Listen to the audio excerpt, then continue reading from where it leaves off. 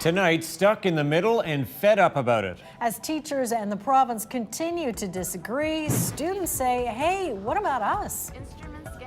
Massive layoffs in the dairy industry and the impact on Nova Scotia. Meet Churchill, the French bulldog, part of a new program here at Reachability Animal Assisted Therapy. This is Henry, the bearded dragon. We'll tell you how the program works a little later. Good evening. Let's begin with education tonight. So how's your school year going? If you're a teacher, you're working fewer hours, doing less, pressuring government.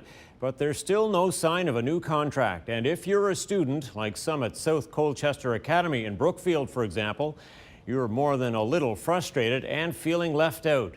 This caught our eye today. Take a look at this. It's a video produced by a couple of students there. It was posted on YouTube a few hours ago and already has over 12,000 views so far.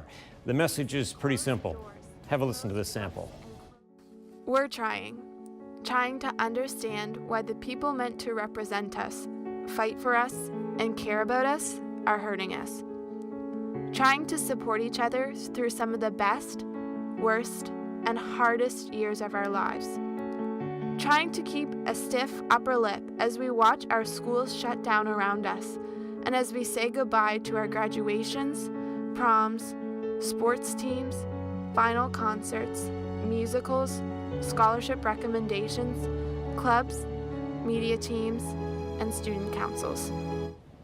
So those were students at South Colchester Academy, and they're not alone. One high school student from CP Allen in Bedford wrote a blog this morning explaining why her loyalty to teachers is being tested. She posted it on Twitter and has already been retweeted hundreds of times.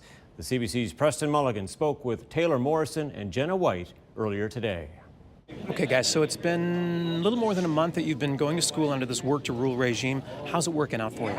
Well, it's just really negatively impacting us as students because everything's just coming on us and we don't have extra help or the ability to get reference letters for scholarships and university applications, and it's just really hard.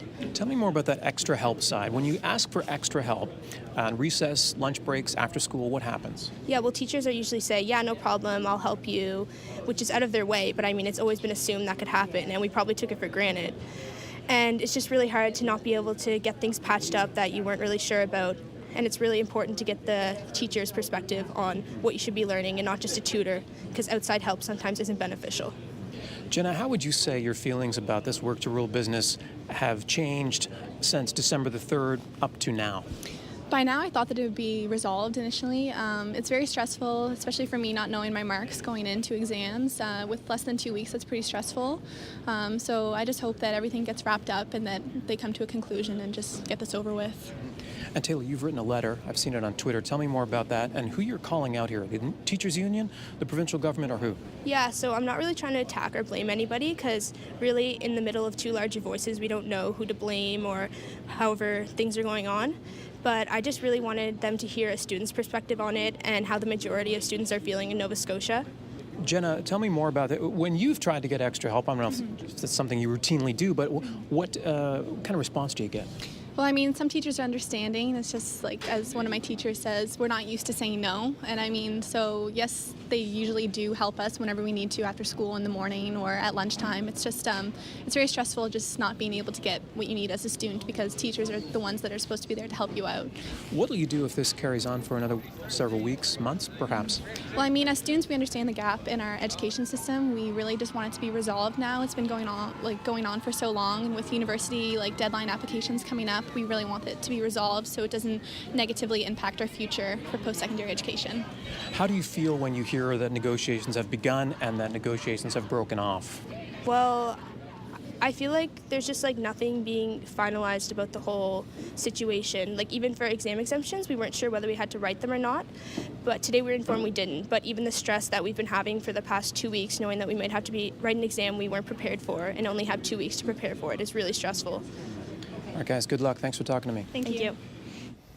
So that's what some students are saying today. Still with education, if you're a grade 12 student and looking to attend Acadia University or Cape Breton University, those schools are waiving the requirement for a letter of reference from a teacher or principal for scholarship applications. The union has instructed its members not to write those letters as part of the work to rule. Some schools in the province have never required academic reference letters. Meanwhile, contract talks between the Nova Scotia government and the union that represents its public school teachers are still happening.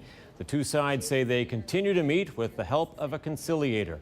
They're scheduled to meet again tomorrow.